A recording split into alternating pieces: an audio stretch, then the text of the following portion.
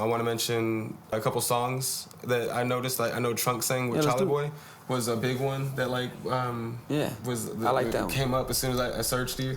And I'm gonna throw all your stuff on the back just so you know like everything we're talking about. It'll be up behind us and shit. It'll be like right up there. And then so people will be able to tap in. I'll tap in all your shit like Trunk sang. It'll be able to click it.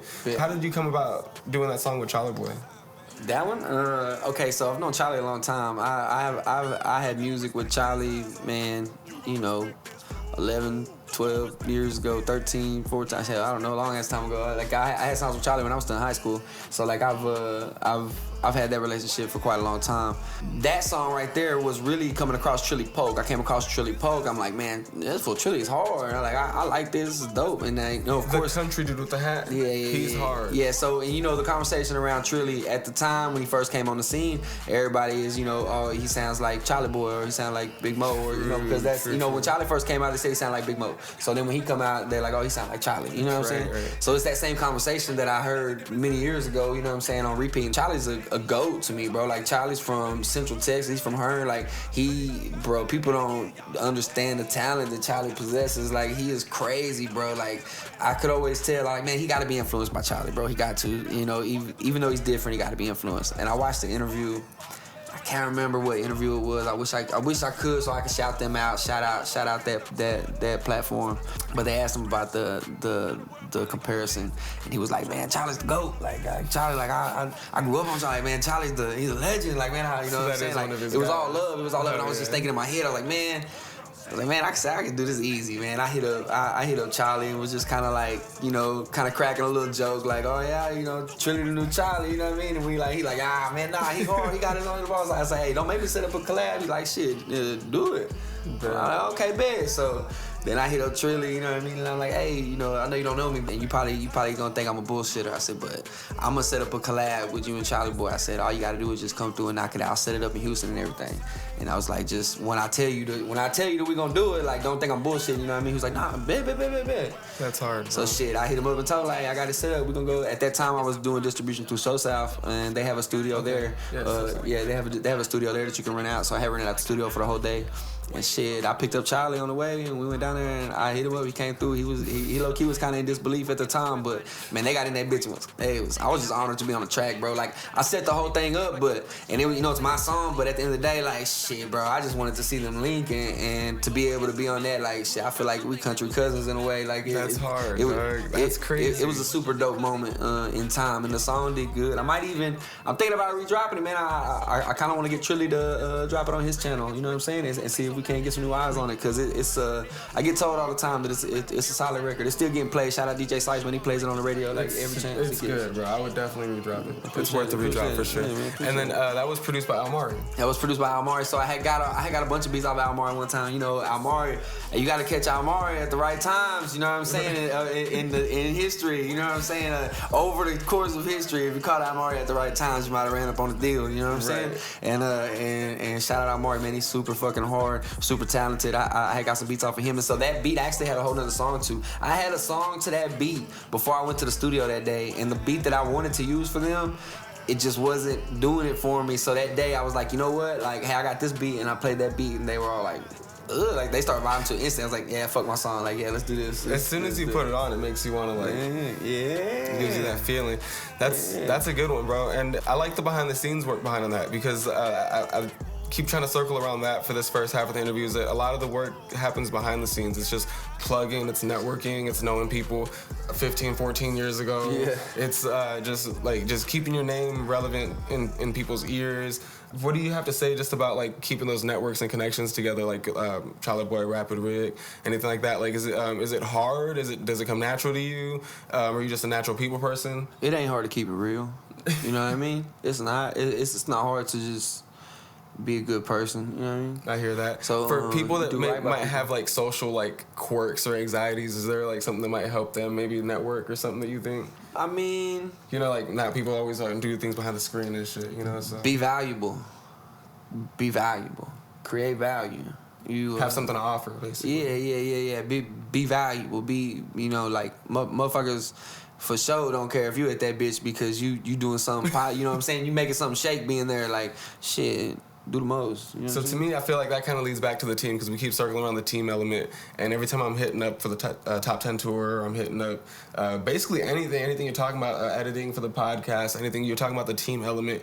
How long did it take you to get the team that you have together right now? Shit, I'm still looking for the team. Y'all holla at me. I'm looking to add people to the team every day. So, like, right now, per se, and I say this often, man, it ain't to take away nothing from nobody who's in my corner and help me right now. I do have a solid team, but I'm the only full-time person on my team. Okay. You see what I'm saying? No, I feel that. You like you know, like, and that makes a difference. That makes a big difference. So like I have teams. Like my podcast has a team. Shout out Rogue Media and the people that help with that. My music distribution and publishing has a team. You know what I'm saying? Shout out that. Like certain things that I do have teams, but I'm the only one that's just all day full time. You know what I mean? Like it's like I can pull up to a show deep as fuck, but like we gotta wait for quite a few of them to get off work. You know what I mean? Right. Which is cool. You know what I'm saying? They gotta get their money, but like we at the same time need team members who this is what they do. And I know it's hard because we're in an independent place where we don't bring in a huge amount of money, so it's hard for everybody to get what they deserve to get paid. But we got the payroll. We got to start somewhere. You know what I mean? We got to get a solid infrastructure built. So we're always looking, man. If you in the area or if you good at working, if you want to come intern for One of a Kind Records, all that. Well, I will say this. I know number one, he's not capping. I'll do it, but I will say this: intern wise, you're getting limited access. I had an intern one time deleted my whole motherfucking website. Don't motherfucking even mention the word intern. Look at that. Damn, yeah. So no interns for One of a Kind. But nah, for real though, like I'm always looking to add people to the team on the tour. We're gonna have my boy Gabi. Like I said, the one that's 17. Like bro, you gonna see when we're on the road. Like shit, he gonna be running stage production. You gonna be like, damn, he know his shit. Like bro, they young, but bro, they on their shit. They gonna pop up and be on somebody's ass, bro. I like how you back your people, bro. You back your people really hard, and you put. It seems like you'll carry them with you anywhere you go as long as they're putting in the work, basically. Mm-hmm. Leading into the top 10 tour, because we're talking about the team and the top 10 tour. Let's do it. What do we have going on for the meet and greet for June 2nd? Because I know we have the June 2nd meet and greet, we have the show on the 3rd, and then the Austin show on the 4th, and the Austin meet and greet. So it's all consecutive. Yeah. So what's the meet and greet on the 2nd? So the meet and greet on the 2nd is gonna be, I don't know if you've been to the Davies spot, but I've never been there. It's right around the corner. It's right around the corner. Well, they have like a hype store in there that sells shoes and stuff like that. Okay. Yeah, it's called Fresh Start. Fresh Start, if I'm not mistaken. We're gonna have a meet and greet in there. Probably have the turntable set up. My boy Gabi be DJing. Hell, Kendrix might DJ a little bit. I might DJ a little bit. We're just gonna be in there chilling, hanging out, letting people stop by, and just mingling, just chilling, man. Like the meet and greets are really just laid back. That's us just posting up. Y'all come by and holler at us. We're looking to meet new people, even people that are just in the store shopping, and we're just out there doing brand awareness and stuff like that, and promoting the show the following day. That one should be pretty chill, but I'm pretty excited about it because, man, I hear number excellent thing about Davies, man, from all kinds of people. So I'm finna get up in there and go exploring. I've never been there, but like I tell everybody, I've been closely following just on social media for the past couple years, and it looks amazing. Leading into the show on the 3rd, I know you keep saying you're really excited about that, and from what I hear, it's a stacked show. Yeah, man. Out of all the shows on the tour so far, we've had the most interest in the San Antonio show. And that's at Dive Bar. That's at Dive Bar. I'll drop the date and time and all that. Do all location, that. You know? We need all that on there. Shout out to Dive Bar. I think it's gonna be super dope, man. We have a good amount of RSVPs already, man. We have a good amount of people on the ticket, man. We stay getting emails. I think it's gonna be dope. I think it's gonna be real dope, man. It looks like it's gonna be crazy. Yeah. Every time I see people popping in on the private hip hop podcast, it looks like people are pretty interested. San Antonio's heavy on their live review. San Antonio will be heavy on there. Yeah, people in from San Antonio almost every day, it seems like. Yeah. And then the Austin show will be following the very next day, and I'm on both those shows. So make sure y'all stay tapped in. We're gonna kill it. I got Swizzy coming with me on the San Antonio show, and I think Sav might pull up with me to the Austin show. We'll see. But where's the Austin show gonna be at? I think Swizzy got his. I think Swizzy got his own set at the San Antonio show too, if I'm not mistaken. Swizzy got his own San Antonio show. And then the Austin show is gonna be at Longhorn Daiquiris over on Riverside, man. Shout out my boy Two Stone, man. If y'all are ever looking for a place to throw an event in Austin, I want to go ahead and plug my boy Two Stone, man. He owns the Longhorn Daiquiris over there on Riverside, and he's an artist and a promoter as well. He stays in LA, but he be back and forth, and man, he's all about giving people a platform. So if you're looking to throw a show or something like that, man, y'all need a venue, tap in with him. But we're gonna be over there, man, on the 3rd. Yeah, I mean on the 4th, and it's gonna be dope, bro. It's gonna be dope. They got drinks and food and all that stuff over there. We got a good lineup. I got some OGs invited through, man. My boy Certified. I got Birdhouse and J Soldier and people like that I invited through that have different things that they do, from producing to platforms and stuff that are good. I know people to Certified was just on What It Do 6 with Rapid Rick. Yes, sir. Rich Greedy, yes, Nice. sir. Man, That's shout out my boy Cert, man. If y'all don't, are you familiar with Certified's music? I wasn't until I saw him on What It Do 6. Okay, I kind of started going back. So that's another person, bro, that like, you know, we were having a conversation outside or even just now about like, you know, the 17 years, and a lot of people might not know, like, Certified he's one of them people, bro. Like, he is, you know, he's stamped, bro. That's a big piece of Austin right there, bro. You know what I mean? Like, I didn't know that. You watch Nardwuar interviewing Quinn, he asked him about Certified type shit. You know what I mean? Wow. Like Certified is a low key legend in Austin, bro. For real, he needs his flowers. Give Certified his flowers. I'm a big Nardwuar fan, so I'm definitely gonna check that out. Yeah, check that out, bro. Shout out Certified, man. That's my motherfucking guy. And then the meet and greet following the Longhorn Daiquiri show. Where's that gonna be at? Man, it's gonna be at Birdhouse. So if you're not familiar with Birdhouse is a producer, so it's a studio location, but it's a whole house and it has like a yard and everything. That's so hard. We're gonna be cooking burgers and stuff, chilling. I'm probably gonna run a little session.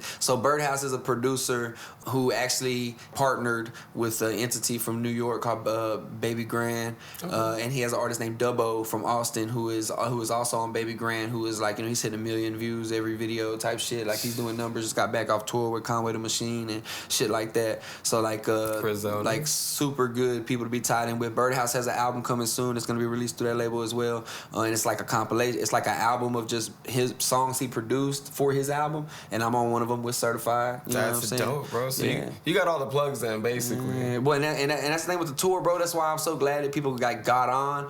Like you, none of these people that I'm naming, like you have yet to meet them. You know what I mean? And like they're very good people, bro, to have in your corner and to network with, and you're gonna get to meet them, bro, coming on the tour. And you know, that's just us doing our part. I'm glad you tapped in with us. Hey, as soon as I saw it, I was like, bro, I'm in there. And then like I was telling you outside, a couple people were like, are you sure? And I was like, bro, it's a no-brainer. Davis Entertainment, Pirscription, like, I can't believe it's that cheap. You know what I'm saying? So yeah, it was a good deal.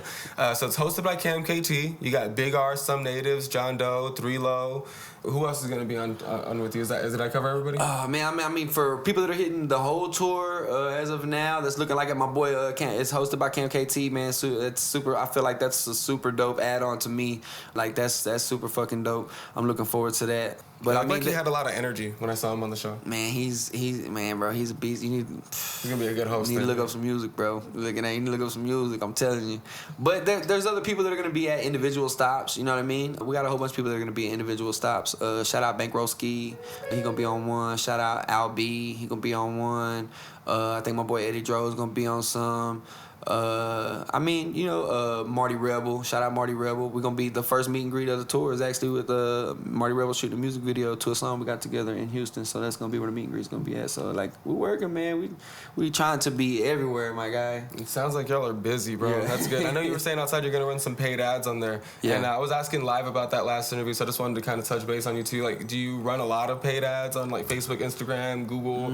How do you feel about paid ads? I feel like at the end of the day, everybody has to advertise somewhere. Everybody advertises. Every company markets. Apple has commercials, bro. Like, you gotta advertise. So regardless of the best way, you gotta have a way. You know what I mean? Right, so I feel like I'm somebody who does a lot more footwork promotion than the average person. We do a lot of we run through 10,000 flyers like it's nothing. We go city to city. We have stickers. Like, we do a whole lot of hard in the street network, you know what I'm saying? And I really have always slacked on my digital ads, and I'm really trying to step that up. So I have noticed running, especially with the tour, running ads with that stuff has been amazing, has worked great. What I really got into with my EP release was running like ads on music platforms like Spotify and stuff like that. Do it, y'all. Do it. Do those things. Try those things. Shoot your shots. The next thing that I'm trying to get into is Google ads. I don't know if you've ever ran any Google ads. I ran a Google ad for my Greed track. Yeah. And I wanted to run a Spotify ad, but they started like $250, so I think that might scare a lot of people. But it's a good investment. The Spotify, even if you only got $250, I think it's good. I want to do TikTok next, but I think it starts at like $1,500, bro, or something like that. Damn, gotta be a good investment. The Spotify was a good one to me, bro. I feel like it did good. But the Google ads is probably my next one. I really want to try to focus on that because I've seen it work for so many people. It's just a matter of figuring it out, getting the strategy, shooting it at multiple things, and figuring out which one catches, and then doubling back. And it's cool because you get to see your analytics too. You get to see like where people are fucking with it, who's liking and subscribing, and all that shit too. And it's not just like on one platform. I feel like where we're at, that's kind of the next step. Bet. It's definitely the next step.